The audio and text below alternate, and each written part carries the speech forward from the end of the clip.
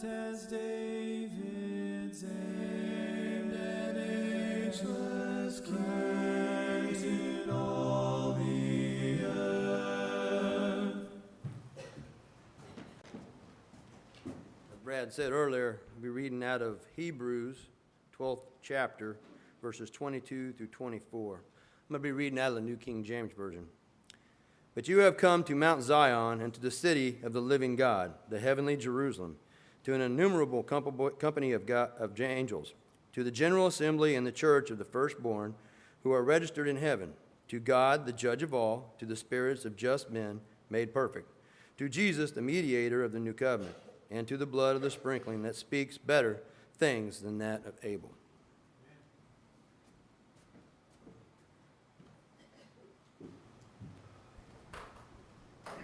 Thank you, Dave. Turn to Hebrews chapter 12 if you're not already there. And while you're turning there, I'm going to say thank you all for coming.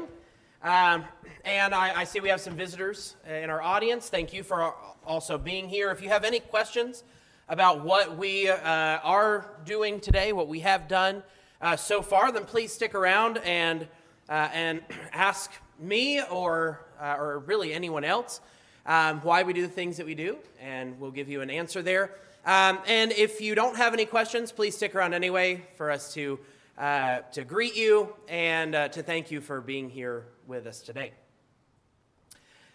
I'll admit the generic principle about talking about Mount Zion and going to Hebrews chapter 12, I did steal.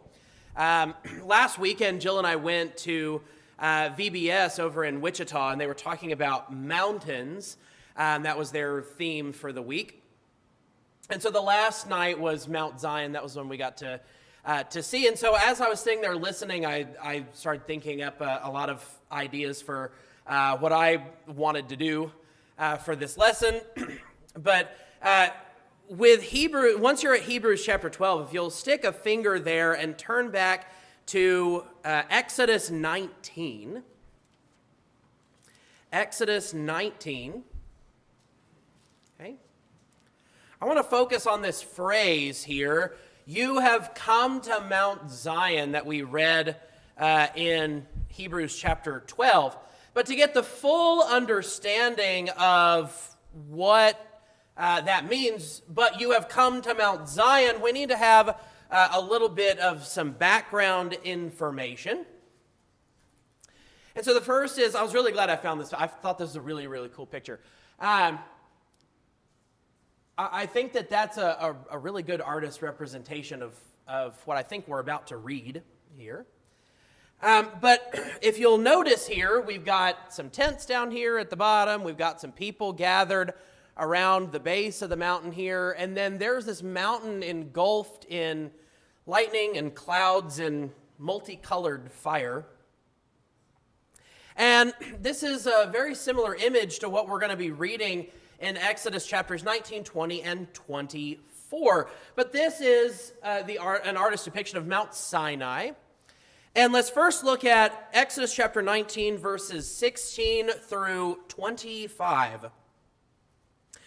It came about on the third day, when it was morning, that there were thunder and lightning flashes, and a thick cloud upon the mountain, and a very loud trumpet sound, so that all the people who were in the camp trembled.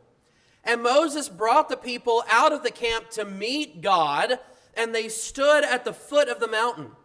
Now Mount Sinai was all in smoke, because the Lord descended upon it in fire, and its smoke ascended like the smoke of a furnace, and the whole mountain quaked violently. Then the sound of the trumpet grew louder and louder. Moses spoke, and God answered him with thunder. The Lord came down on Mount Sinai to the top of the mountain, and the Lord called Moses to the top of the mountain, and Moses went up. Then the Lord spoke to Moses, "Go down, warn the people, so that they do not break through to the Lord to gaze, and many of them perish. Also let the priests who come near to the Lord consecrate themselves, or else the Lord will break out against them."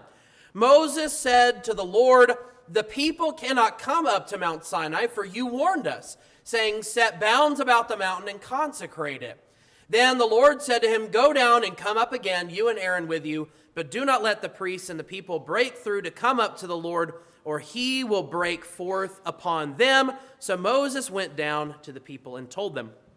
So the very first thing we see here, this is God has brought the Israelites out of Egyptian bondage into the wilderness to Mount Sinai. And he tells them, "I am going to come down." He's already told Moses that he will come down. And so this is the first image that we really get. Of course, God has taken place in different passages before, but this is the first time we sort of see God coming down in all of his glory. And what I find very interesting about this is that it seems that the laws of physics are sort of breaking down here a little bit. It seems that the mountain is on fire, which first of all, stone doesn't burn. So there's already a problem that we have there. But we also see that the mountain is shaking and quaking. Again, not very normal for what we see here. And how it's also both fire and light, but it's also darkness. And so there's this interesting collaboration between the two of light and dark swirling here. And then God is speaking out, and his voice sounds like thunder itself. We get images that terrify the people, and they are not allowed to approach the mountain.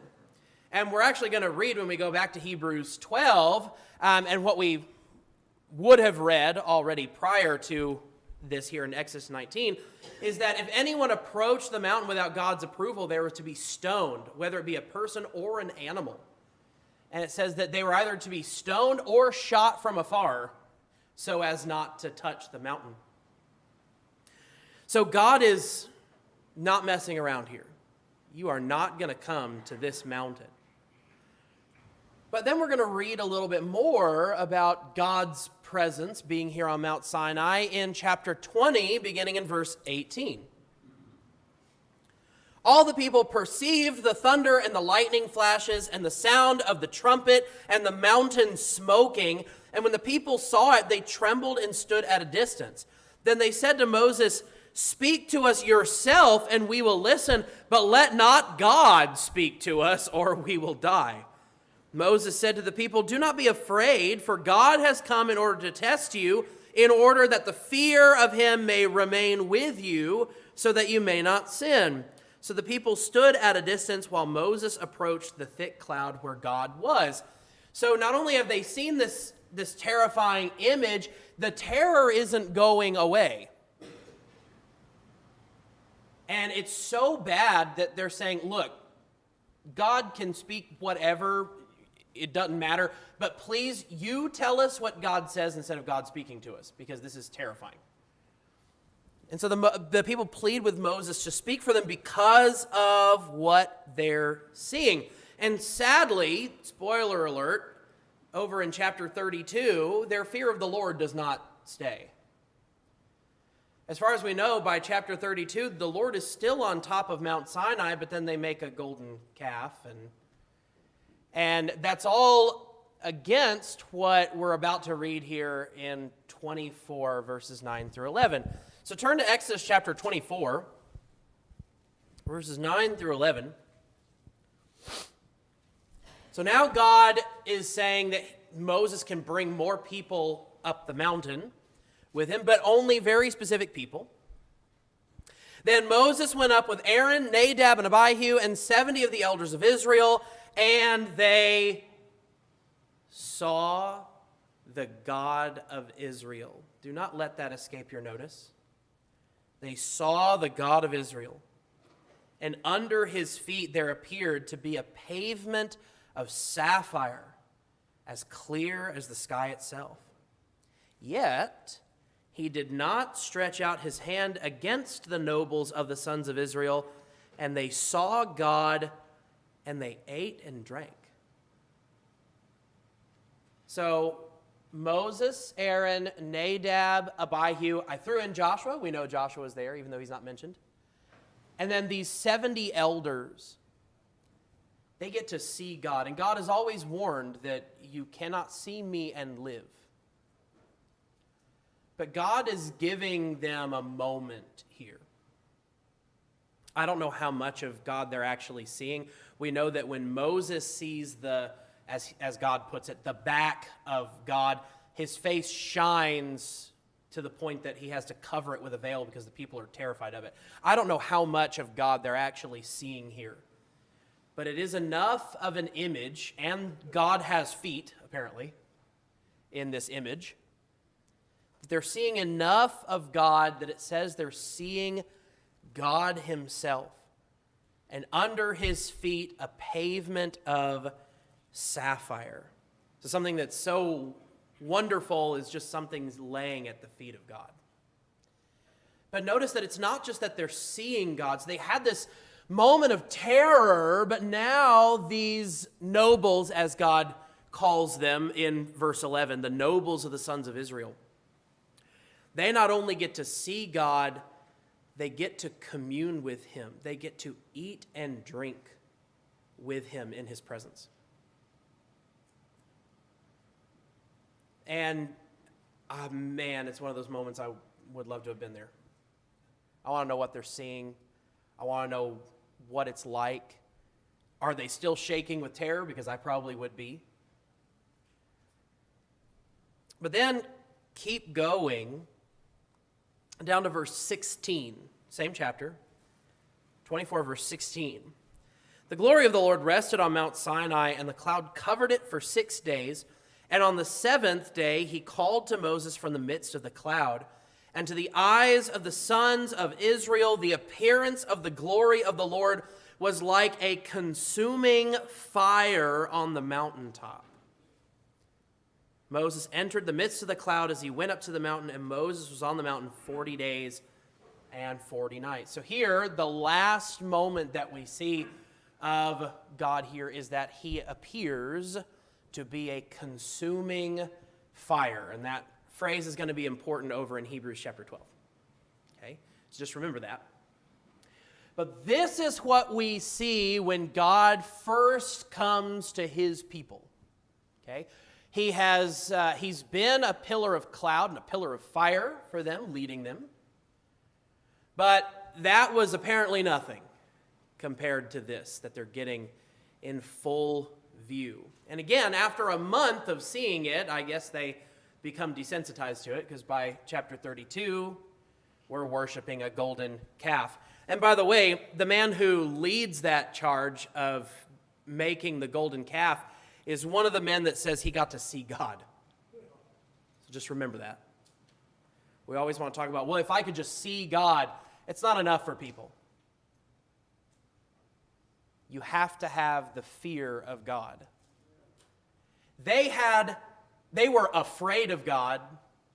We saw that in these first two passages. They were afraid of God. They didn't have the fear of God. And I just want to compare these images, okay? So here's Mount Sinai. It's a spectacle. It's terrifying. There's fire and lightning and quaking. It's a different mountain altogether that we have come to. We've come to a mountain that is simple and yet powerful and stands forever. Hebrews chapter 12. We're going to start a little bit higher than verse 22. We're actually going to start back up in about verse 18. Hebrews chapter 12.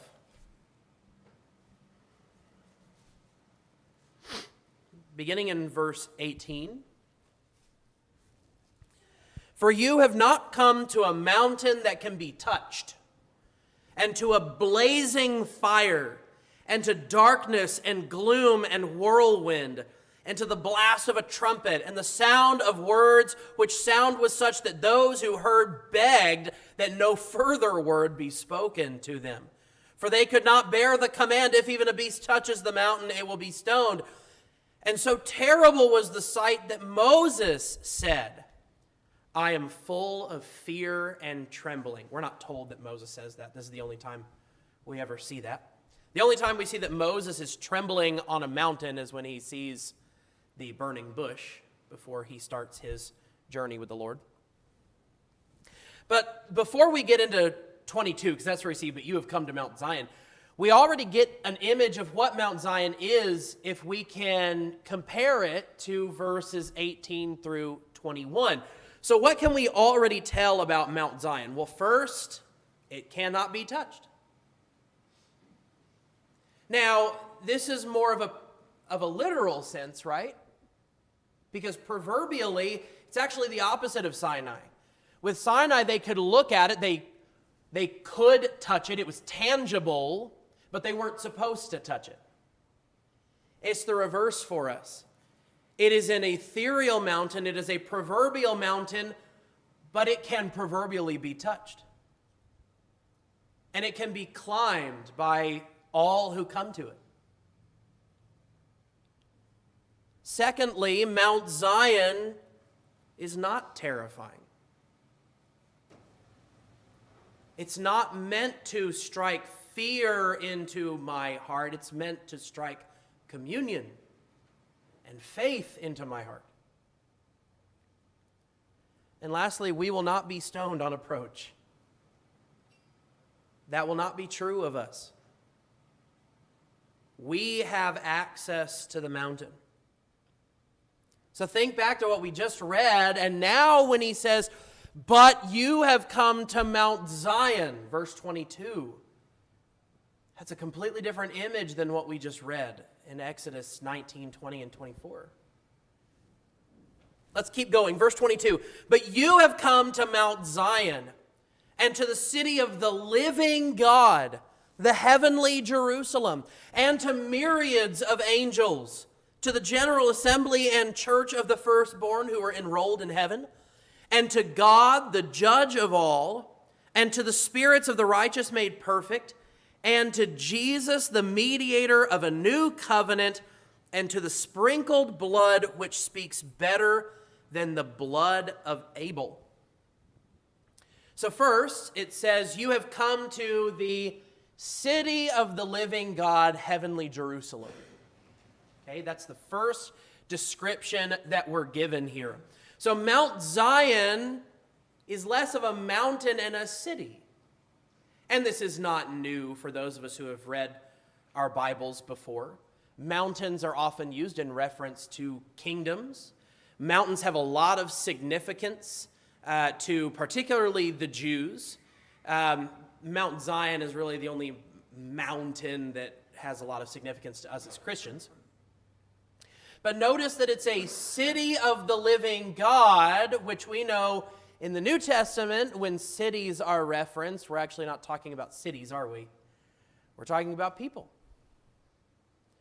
So by coming to Mount Zion, you have come to God's people. But here's the thing, it's not just God's people, it's the living God's people. He is a living God. He's not an idea.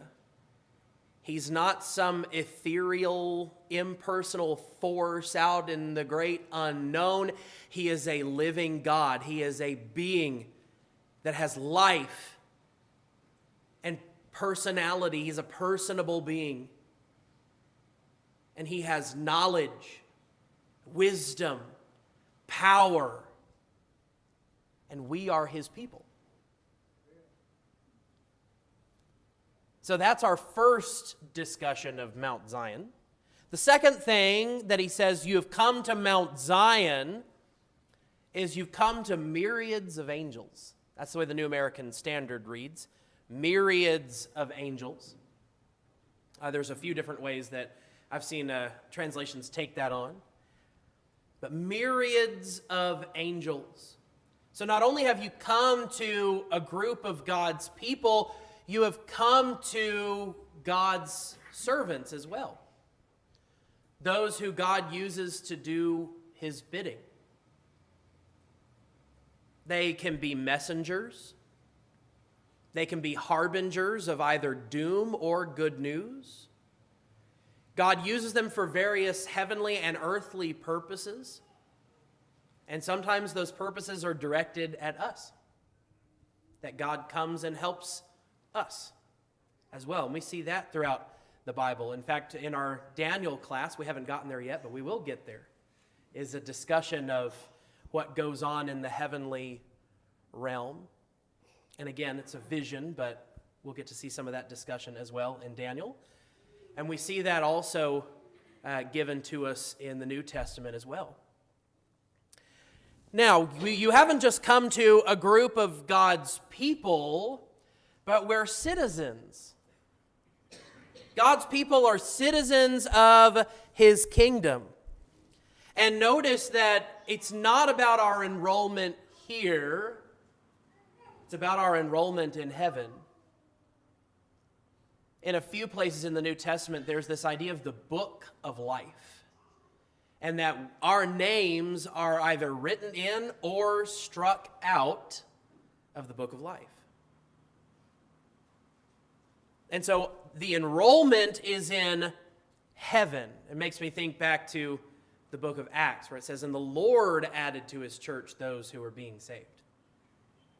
God knows those who are enrolled in heaven.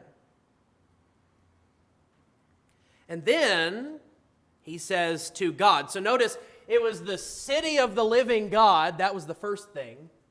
Now he says, oh, and by the way, you've come to God himself. Notice, what are we talking about? Mount Zion. We're talking about God's people. But when you have come to God's people, you've come to God himself. This is something that Jesus mentioned, did he not? If you have seen me, you have seen the Father. And then he promised us that if we would follow his commandments, that we would be like him.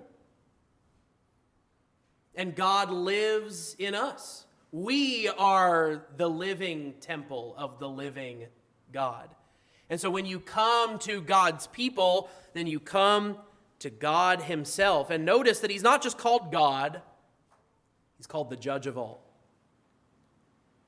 It is by his word that all things happen. And he will judge. And then it says, the spirits of the righteous made perfect, which in other places the New Testament calls them saints, or the sanctified.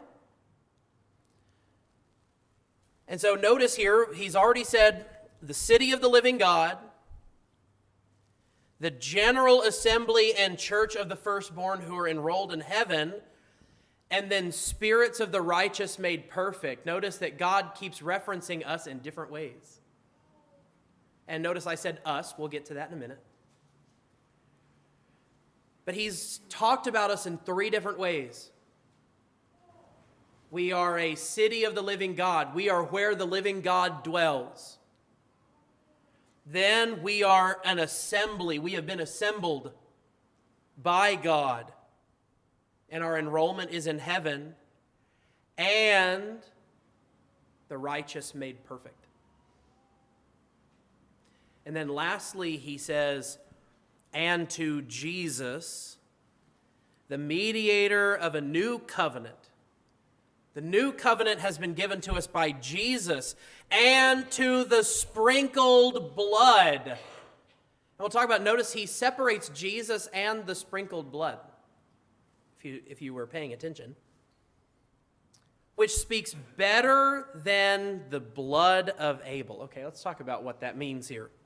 First off, Jesus, through his sprinkled blood, has brought about a new covenant. But why does he bring up the blood of Abel? Well, let's go back to the story of Cain and Abel. What did the blood of Abel say about Cain? It accused him. You have shed my blood. In your hatred, you murdered me. Jesus' blood is not the same. It does not cry out against us, it cries out for us. Instead of us murdering Jesus, Jesus willingly spilled his own blood. And in so doing, instead of crying out against us, it is the thing that frees us. It is the thing in which makes all the rest of it possible. That we can be spirits of the righteous made perfect. That we can be the assembly and church enrolled in heaven. That we can be the city of the living God. It's all because of what Jesus did. But notice that that's not where the Hebrew writer stops, is it? Keep going with me into verse 25. Because now he's going to take this a bit further. We have come to Mount Zion, so now what? See to it that you do not refuse him who is speaking. For if those did not escape when they refused him who warned them on earth, that would be God's prophets, much less will we escape who turn away from him who warns from heaven. That would be Christ.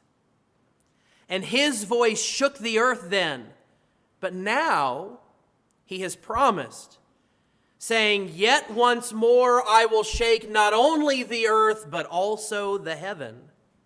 This expression, yet once more, denotes the removing of those things which can be shaken, as of created things, so that those things which cannot be shaken may remain.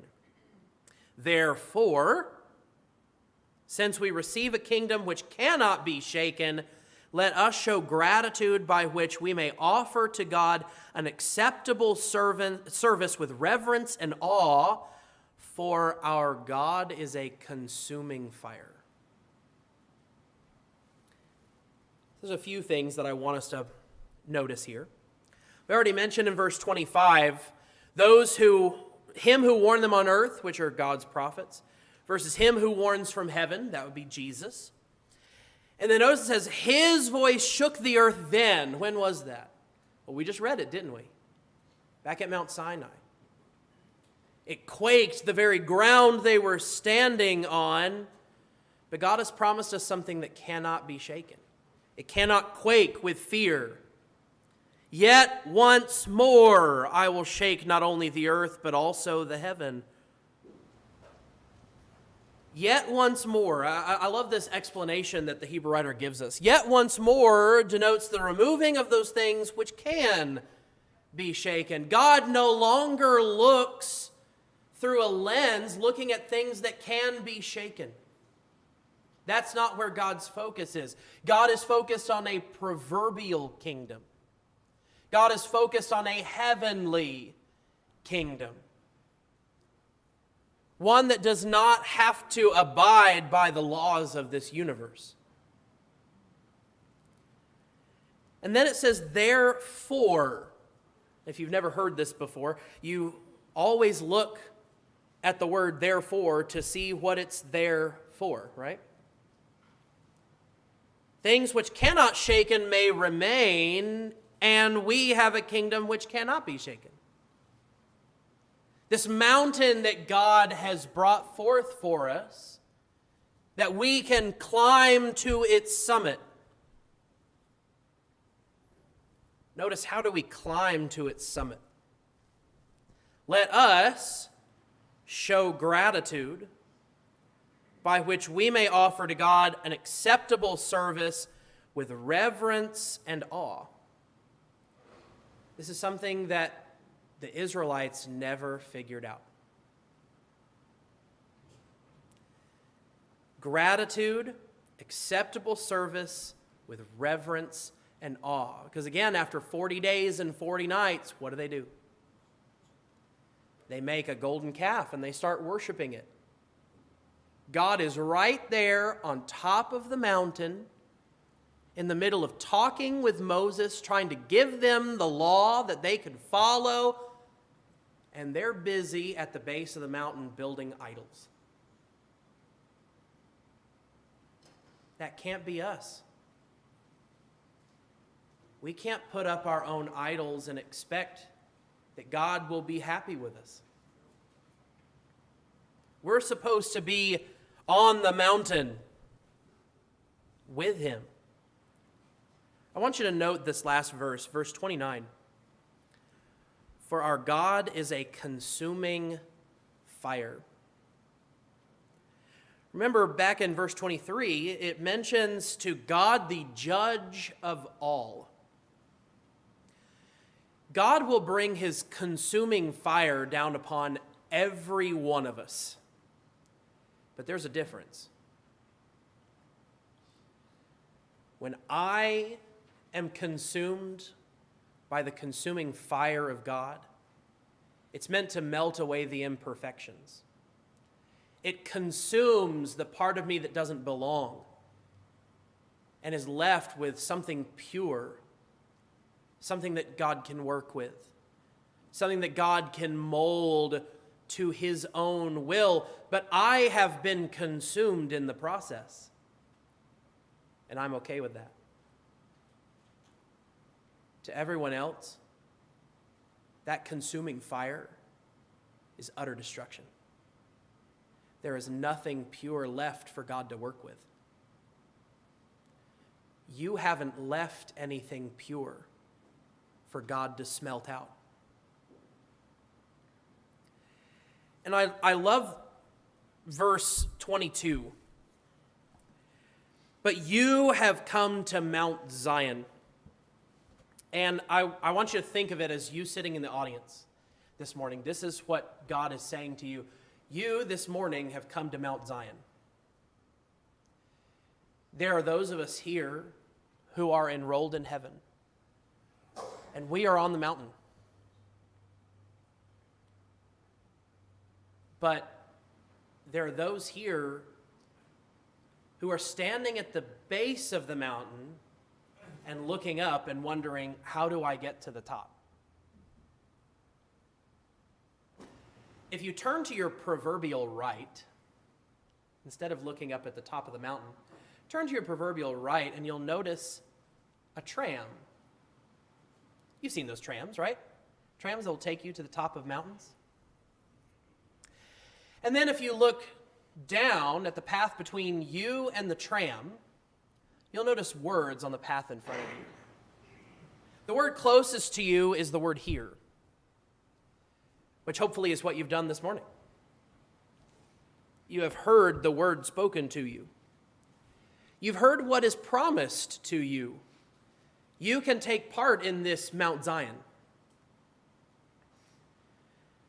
But you can't just hear about it. You have to believe it. That's the next word in the path. And as you believe what God tells you, not just that he knows what he's talking about, but also believing in the things that he has promised you to be part of this mountain, this kingdom. Once you come to believe that, then there's another word right after it, which says repent. And that's where you leave all the supplies you brought with you to go hiking. You put your bag on the ground and you leave it there, and you'll notice there are a lot of packs that have been left there. You are not alone. There are those who have gone through this path before you. You have to leave the pack there and you have to walk away. And you have to trust that you'll make it to the top of the mountain without those supplies, because they'll only slow you down. The next word on the path, and it's right next to the tram. It says confess. You've heard, you've believed, and you've repented. Now it's time for you to say out loud, for your benefit and for others, who Jesus is, what he's done for you, the role that he ought to play in your life, which is to be the consuming fire. And then you'll notice at the top of the tram, there's a word that says baptism. And once you have been baptized, that's taking a step onto the tram. And you'll notice right next to a tram it says, tram rides free.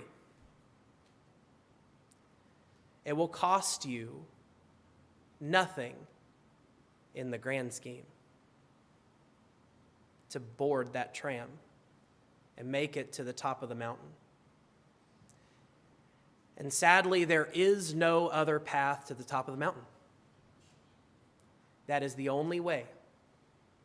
You get on that tram, and if you stay on that tram and don't get off anywhere else, you will make it to the summit.